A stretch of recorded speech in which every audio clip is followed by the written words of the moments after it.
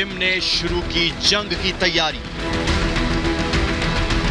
सेना को तैयार रहने के आदेश। बेटी संग देखा मिसाइल टेस्ट। उत्तर कोरिया ने भी शुरू कर दिया है सैन्य अभ्यास, और ये कोई छोटा मोटा सैन्य अभ्यास नहीं है। इसमें मिसाइलें दागी जा रही हैं। सेना भारी भरकम हथियारों के साथ एक्सरसाइज कर रही है। उस समय की तैयारी हो रही है कि अगर जंग शुरू हो जाए तो उत्तर कोरिया, दक्षिण कोरिया और अमेरिका की ताकत को कैसे जवाब देगा। किम जोंग उन ने अपनी सेना को असली जंग के लिए मिलिट्री ड्रिल तेज करने का आदेश दे दिया है। किम पहले भी अपनी सेना को युद्धाभ्यास का विस्तार करने और जंग की तैयारियों को मजबूत करने का आदेश दे चुके हैं। ताजा आदेश दक्षिण कोरिया और अमेरिका से बढ़ती तनातनी के बीच आया है। 9 मार्च को उत्तर कोरिया ने 6 मिसाइलों के परीक्षण किए, जिसकी तस्वीरें सामने आ चुकी हैं। ये वही 6 मिसाइलें हैं जो गुरुवार को किम की सेना ने दागी थीं।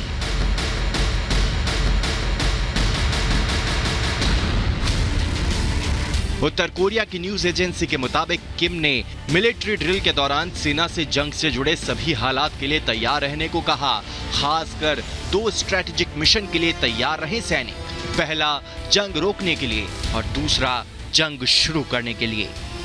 यानी किम ने साफ कर दिया है कि वो दुश्मन का हमला रोकने और दुश्मन पर हमला करने दोनों की तैयारी कर रहा है। उत्तर कोरिया साफ कर चुका है कि वो अमेरिका और दक्षिण कोरिया के साझा युद्धाभ्यासों को युद्ध की घोषणा के तौर पर देख रहा है और अपनी सुरक्षा के लिए वो कुछ भी कर सकता है। ये माना जा रहा था कि किम जल्दी ही युद्धाभ्यास का ऐलान कर सकता है, और गुरुवार को उसकी सेना ने बड़ी मिलिट्री ड्रिल की, मिसाइलें दागी।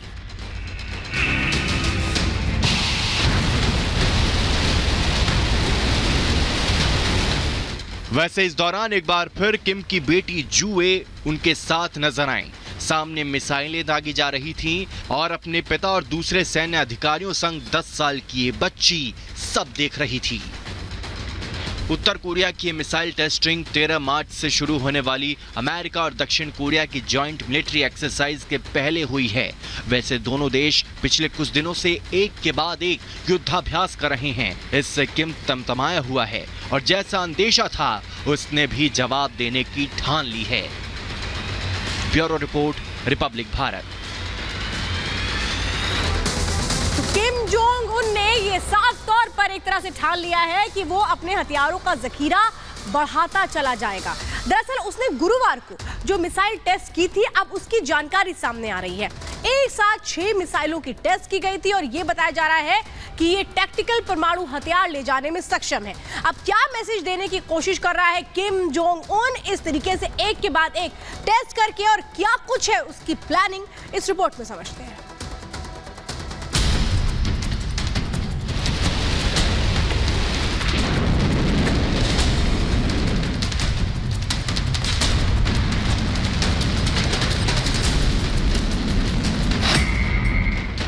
9 मार्च को किम जोंग ने एक बड़ा मिसाइल परीक्षण कर डाला।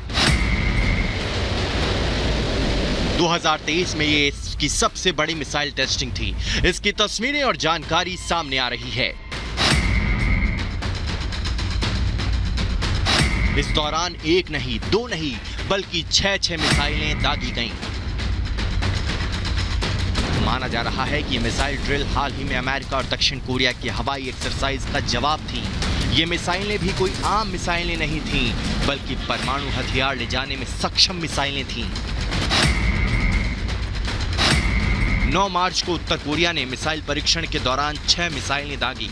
ये सब कम दूरी की बैलिस्टिक मिसाइल यानी SRBM थीं। बताया जा रहा है कि ये अपने साथ टैक्टिकल न्यूक्लियर वेपन ले जाने में सक्षम है। उत्तर कोरिया ने पिछले साल ये दावा किया था कि उसने टैक्टिकल परमाणु हथियार बनाने में सफलता हासिल की है। ये बड़े परमाणु हथियार से थोड़ा अलग होते हैं। इसे एक सीमित क्षेत्र में तबाही मचाई जा सकती है।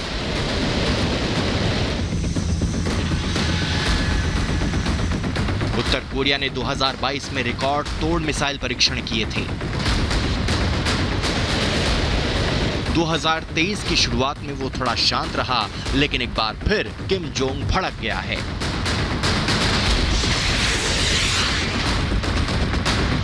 इस साल की बात करें तो 1 जनवरी को एक मिसाइल दागी थी।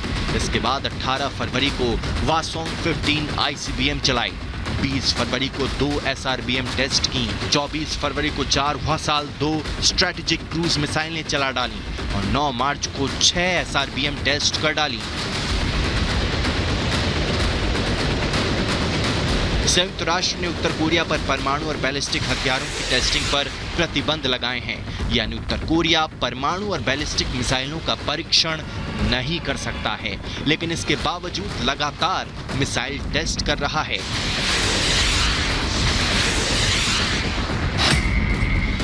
साथ ही ये भी कहा जा रहा है कि वो एक बड़े परमाणु टेस्ट की भी तैयारी कर रहा है।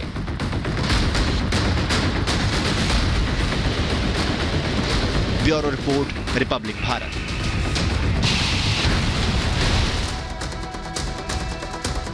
बिल्कुल, तो इस नए साल में किम जोंग ने एक के बाद एक कई मिसाइलें दागी हैं, लेकिन अब जो खबर आ रही है वो अमेरिका समेत कई देशों को डराने वाली है। जानकारी ये भी है कि क्या एक नए तरीके से अब किम जोंग पूरी दुनिया को चौंकाने के लिए तैयार हैं, क्योंकि जिस तरीके से एक के बाद एक परीक्षण हो रहे हैं वो यही दावा कर रहा है। इसके साथ ही अमेरिका ने भी एक बहुत बड़ा दावा किया है। क्या है वो दावा, आपको दिखाते हैं इस रिपोर्ट के जरिए।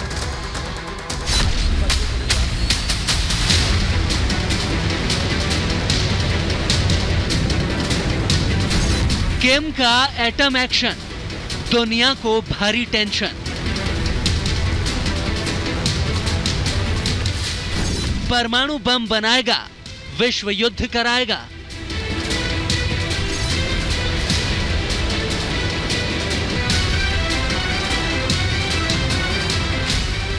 नॉर्थ कोरिया का तानाशाह किम जोंग उन अपने हथियारों की सनक के लिए मशहूर है।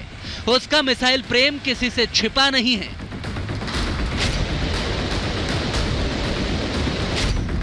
इस देश ने आज तक किसी पर हमला तो नहीं किया, लेकिन इसके पड़ोसी जापान और साउथ कोरिया हर वक्त एक डर के साए में रहते हैं। किम के सनक के खौफ में जीते हैं। अमेरिका में डोनाल्ड ट्रंप के बाद जो बाइडेन की सरकार आ गई, लेकिन किम के तेवर नहीं बदले। वो आज भी उसी अंदाज में सुपर पावर को आंख दिखाता है जैसे पहले दिखाता था। किम लगातार अपने हथियारों का जखीरा बढ़ा रहा है। साल 2023 की तरह साल 2024 में भी वो एक के बाद एक मिसाइल टेस्ट कर रहा है। अमेरिका ने नॉर्थ कोरिया पर तमाम पाबंदी लगा रखी है, लेकिन किम को इससे कोई फर्क नहीं पड़ता। वो अपने मिसाइल मिशन से पीछे हटने को किसी भी कीमत पर राजी नहीं है। और अब नॉर्थ कोरिया के सनकी तानाशाह की सनक को लेकर अंकल सैम ने बहुत बड़ा और चौंकाने वाला खुलासा कर दिया है।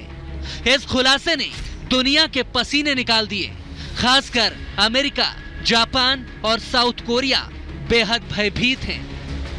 अमेरिका ने अपनी 2023 की वार्षिक थ्रेट असेसमेंट रिपोर्ट में कहा है कि किम जोंग उन बेहद जल्द 7वां परमाणु परीक्षण कर सकता है। रिपोर्ट में दावा किया गया है कि उत्तर कोरिया शायद अपने घोषित सैन्य आधुनिकीकरण लक्ष्यों को आगे बढ़ाने के लिए एक परमाणु उपकरण का परीक्षण करने की तैयारी कर रहा है।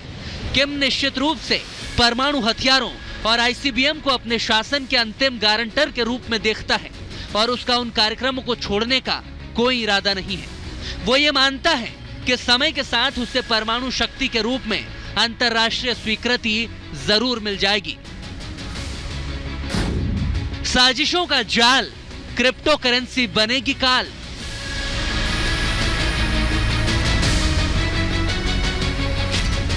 लेकिन सवाल यह है कि किम जोंग उन अपने परमाणु कार्यक्रम को जारी रखने के लिए पैसे आखिर कहां से ला रहा है, कौन उसकी मदद कर रहा है। तो इसे लेकर भी अमेरिका ने एक बड़ा खुलासा किया है।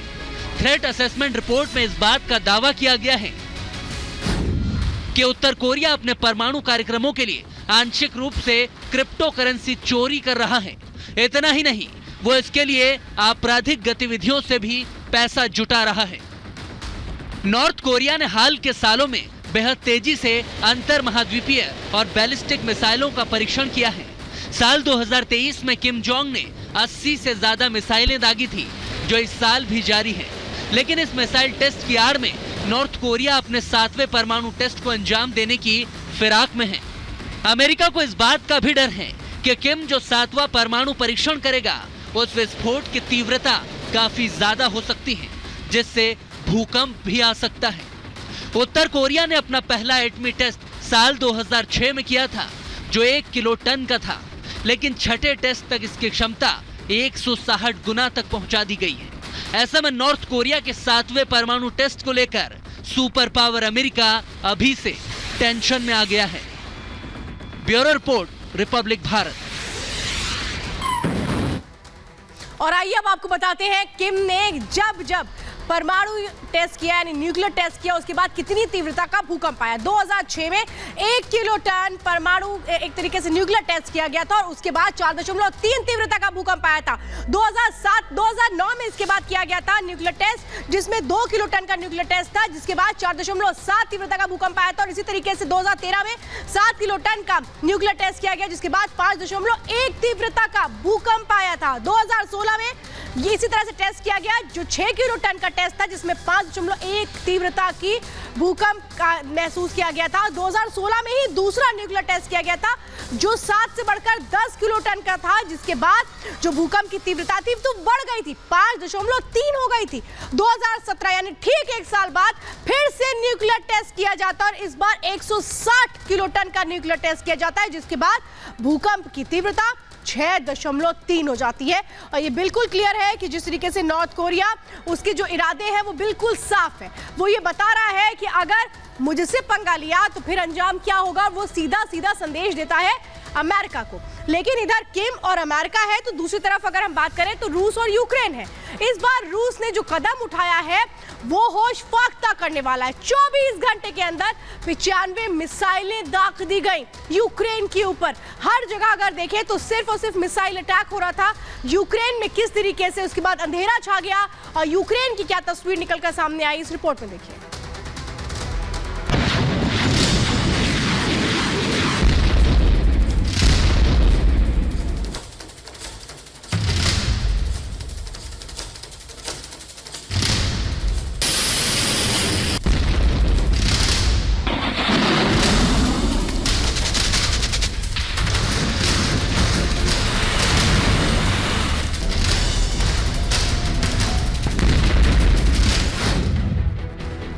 घंटे 95 मिसाइलें।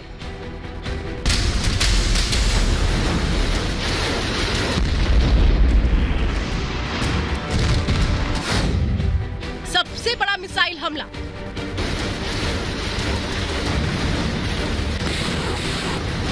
मार्च के दिन यूक्रेन में जो हुआ उसका असर कई दिनों तक दिखेगा। रूस ने गुरुवार को मिसाइलों की ऐसी बरसात की कि पूरा यूक्रेन थर्रा उठा। यूक्रेनी मीडिया से आ रही खबरों के मुताबिक 24 घंटे में 95 मिसाइलें रूस ने चला डाली।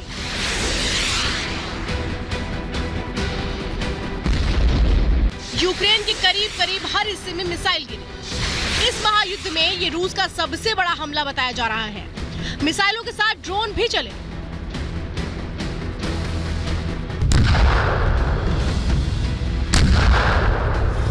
जो जानकारी अब सामने आ रही है उसके मुताबिक रूस ने हाइपरसोनिक मिसाइलों का भी इस्तेमाल किया। रूस ने इस हमले में हवा से किंजल हाइपरसोनिक मिसाइलें चलाई, समुद्र से कैलिबर क्रूज मिसाइलें चलाई। रूस की ओर से मिसाइलों की इस वर्षा ने यूक्रेन में भारी तबाही मचाई है। कई राज्यों में भारी नुकसान हुआ है। रूस यूक्रेन की ऊर्जा आपूर्ति की बुनियादी सुविधाओं को निशाना बना रहा है। 7 राज्यों में पावर स्ट्रक्चर पर तबाही मची है, जिसकी वजह से हजारों घर अंधेरे में डूब गए हैं। कीव, निकोलीव, खार्किव, ओडेसा, ज़ाजमीर, नीप्रोपेट्रोविक्स और ज़ेपोरिजिया में सबसे ज्यादा असर दिखा है। इसके चलते ज़ेपोरिजिया न्यूक्लियर पावर प्लांट से पावर सप्लाई बंद हो गई है। कीव में 15% इलाके में ब्लैकआउट हो गया है। कई दूसरे शहरों में भी पावर सप्लाई बुरी तरह बाधित है। लोगों से शेल्टर लेने की अपील की गई है। वैसे रूस के इस मिसाइल हमले पर यूक्रेन का दावा है कि उसने 30 से ज्यादा मिसाइलों को नाकाम कर दिया और कुछ ड्रोन भी मार गिराए। इसके बावजूद इतनी तबाही मची है, इसकी एक बड़ी वजह यह है कि यूक्रेन के पास एयर डिफेंस सिस्टम की कमी है। इस बड़े हमले के पीछे माना जा रहा है कि रूस का गुस्सा इस बात से बढ़ता जा रहा है कि पश्चिमी देश यूक्रेन को लगातार हथियार पहुंचाते जा रहे हैं और पुतिन इससे बेहद नाराज है। Bureau report, Republic. और अब बात करते हैं पाकिस्तान के पूर्व प्रधानमंत्री इमरान खान की। आपको बताएं कि इमरान खान की मुश्किलें लगातार बढ़ती जा रही हैं। इमरान खान पर एक और मामला दर्ज किया गया है। अभी तक के कुल मामलों की बात करें तो 80 मामले इमरान खान के खिलाफ में दर्ज हैं। एक और नया मामला दर्ज हुआ है। मामला क्या है आपको दिखाते हैं इस रिपोर्ट के जरिए।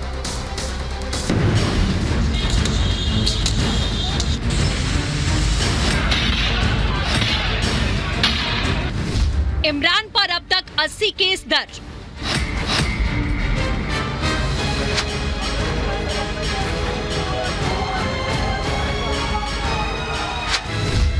एक और गैर जमानती वारंट जारी।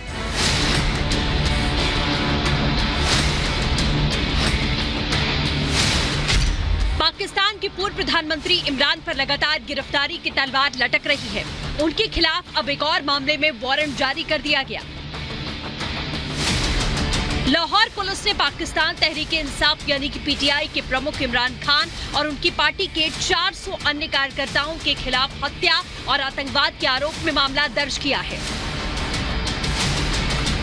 इस तरह अब इमरान पर 80 केस दर्ज हो गए हैं।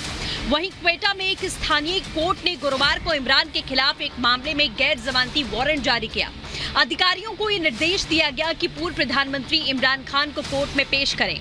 इमरान के विरुद्ध तोशखाना मामले में इससे पहले एक कोर्ट ने गैर जमानती वारंट जारी किया था। इमरान खान जब से सत्ता से बेदखल हुए हैं, तब से उन्होंने मौजूदा सरकार के खिलाफ मोर्चा खोल रखा है। तो वहीं उन पर एक के बाद एक कई मामलों में केस दर्ज होते जा रहे हैं। देखना होगा इस बार इमरान खान गिरफ्तारी से बच पाते हैं या फिर सलाखों के पीछे जाते हैं। Bureau report, Republic Bharat.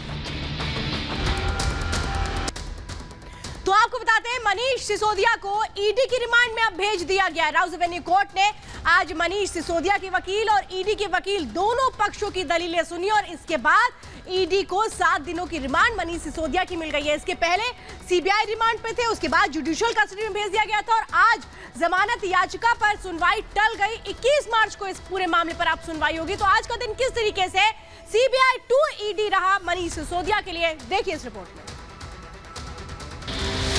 शराब घोटाले के जाल में सिसोदिया घिरते जा रहे हैं। पहले सीबीआई का शिकंजा कसा और फिर मनी लॉन्ड्रिंग की जांच कर रही ईडी ने फंदा डाल दिया। मनी लॉन्ड्रिंग के आरोप में गिरफ्तारी के बाद दिल्ली के पूर्व डिप्टी सीएम की पेशी आज राउज एवेन्यू कोर्ट में हुई, जहां जांच एजेंसी ने पूछताछ के लिए कोर्ट से सिसोदिया की 10 दिन की रिमांड मांगी। दलील दी कि सिसोदिया पूछताछ में सहयोग नहीं कर रहे, सवालों का ठीक से जवाब नहीं दे रहे, इसलिए जांच और पूछताछ के लिए उनके रिमांड जरूरी है, जिसका विरोध सिसोदिया के वकील ने किया। लेकिन दोनों पक्षों की दलील सुनने के बाद कोर्ट ने सिसोदिया को 7 दिन की सीबीआई रिमांड पर भेज दिया तो आम आदमी पार्टी भड़क उठी। साफ जाहिर हो रहा है कि नरेंद्र मोदी जी की और भारतीय जनता पार्टी की मंशा मनीष सिसोदिया को जेल में रखने की है। आप मुझे बताइए, 14 घंटे सीबीआई ने उनके घर पे छापेमारी की, कुछ नहीं मिला। गांव में छापेमारी की, कुछ नहीं मिला। दफ्तर में छापेमारी की, कुछ नहीं मिला। बैंक में छापेमारी की, कुछ नहीं मिला। 5 दिन सीबीआई ने पूछताछ कर ली, कुछ नहीं मिला। 2 दिन फिर सीबीआई ने पूछताछ कर ली, कुछ नहीं मिला। तब डांट पड़ी ईडी को कि अरे भाई, मनीष सिसोदिया तो बाहर आ जाएंगे, उनकी तो बेल लगी हुई है कल, ऐसे कैसे हो गया? जो कोर्ट कहती है उसको मानना चाहिए, पर यह दुख की बात है कि जब न्यायालय सत्येंद्र जैन को 9-9 महीने तक जेल में रखती है, जब मनीष सिसोदिया को सुप्रीम कोर्ट तक राहत नहीं मिलती है, आज उनको फिर से रिमांड में रखा जाएगा। उनको राहत नहीं मिलेगी। विजय नायर को 6 महीने तक जेल में रखा है, कोर्ट ने रखा है। तब कोर्ट के आदेश के खिलाफ जाकर भी ऐसे लोगों को कट्टर ईमानदार कहने का काम अरविंद केजरीवाल करते हैं, विक्टिमहुड कार्ड खेलते हैं। मुसीबत के भंवर में सिसोदिया फंसते जा रहे हैं।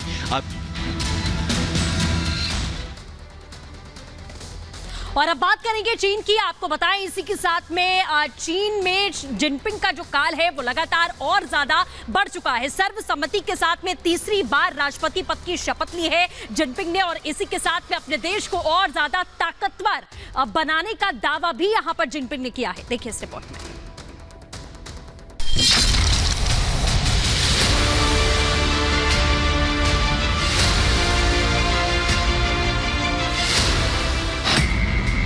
चीन में जिनपिंग काल चालू है। ये साफ हो गया है कि उन्हें फिलहाल कोई नहीं हटा सकता।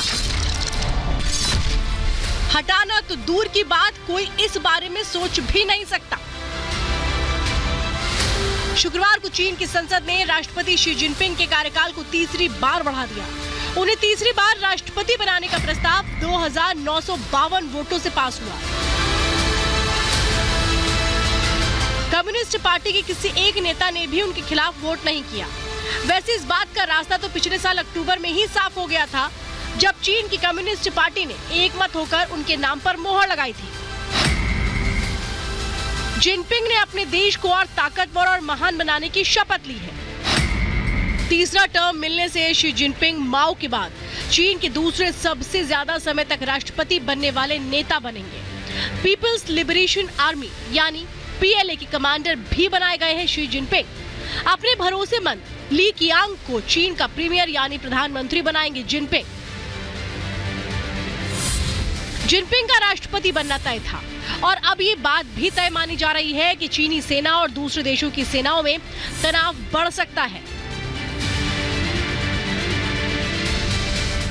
अमेरिका से चीन की तनातनी नए स्तर पर जा सकती है, क्योंकि तीसरी बार कार्यकाल बढ़ाए जाने से एक दिन पहले ही शी जिनपिंग ने नेशनल पीपल्स कांग्रेस में अपनी प्राथमिकताओं को साफ कर दिया था। गुरुवार को उन्होंने सेना को मजबूती देने की बात कही थी। जिनपिंग ने संसद में कहा था कि हमें सेना का तेजी से विस्तार करना होगा। चीन को रणनीतिक चुनौतियों और खतरों से बचाने के लिए पीएलए को दुनिया की सबसे बेहतरीन फौज बनाना होगा। हाल ही में चीन के अमेरिका से तनाव बढ़ चुके हैं। ताइवान का मुद्दा हो या फिर कथित जासूसी गुब्बारों का,